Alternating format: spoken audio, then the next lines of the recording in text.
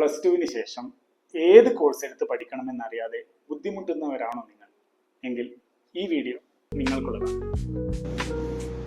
നമുക്ക് plus two കഴിഞ്ഞ കുട്ടികൾക്ക് തിരഞ്ഞെടുക്കാവുന്ന ചില കോഴ്സുകൾ പരിചയപ്പെടാം.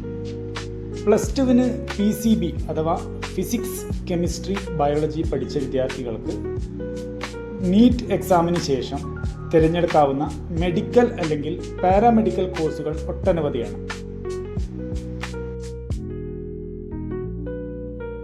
കൂടാതെ അവർക്ക് ചെയ്യാൻ പറ്റുന്ന നിരവധി BSc കോഴ്സുകളും നിലവിലുണ്ട്. അതോടൊപ്പം ചില ജനറൽ കോഴ്സുകളും PCB പഠിച്ച വിദ്യാർത്ഥികൾക്ക് പഠിക്കാവുന്നതാണ്. അടുത്തതായി പ്ലസ് ടുവിന് PCM അതായത് ഫിസിക്സ്, കെമിസ്ട്രി, മാത്സ് പഠിച്ച വിദ്യാർത്ഥികൾക്കുള്ള ഓപ്ഷൻസ് നോക്കാം.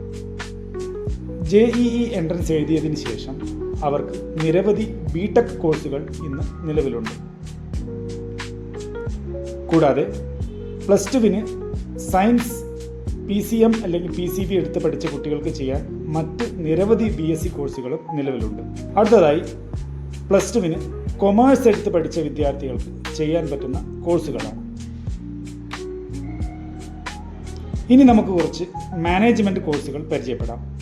ഹ്യൂമാനിറ്റീസ് എടുത്ത് പഠിച്ച കുട്ടികൾക്ക് പൊതുവെയും മറ്റുള്ളവർക്ക് അല്ലാതെയും പഠിക്കാൻ പറ്റാവുന്ന ചില കോഴ്സുകളാണ് ഈ.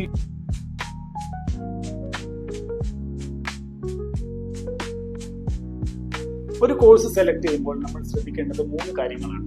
അതിൽ ഒന്നാമത്തത് കോഴ്സിന്റെ സ്കോപ്പ്. നമ്മൾ പഠിച്ചിറങ്ങുന്ന കോഴ്സിന് എന്തൊക്കെ ജോലി സാധ്യതകളാണ് എന്നതാണ് ഏറ്റവും ആദ്യം നോക്കേണ്ടത്. രണ്ടാമത്തെ കാര്യം, ആ കോഴ്സ് നമ്മുടെ അഭിരുചികൾക്കനുസരിച്ച്, അതായത് നമ്മുടെ സ്കിൽ സെറ്റിന് മാച്ച് ആവുന്നതാണോ എന്ന് നോക്കണം. മൂന്നാമത്തെ കാര്യം, ഈ കോഴ്സ് നമ്മൾക്ക് അഫോർഡബിൾ ആണോ എന്നുള്ളതാണ്. ഈ 3 കാര്യങ്ങളും ശ്രദ്ധിച്ചതിന് ശേഷമാണ് ഒരു കോഴ്സ് ഏതാണ് എന്ന് നമ്മൾ ഡിസൈഡ് ചെയ്യുന്നത്.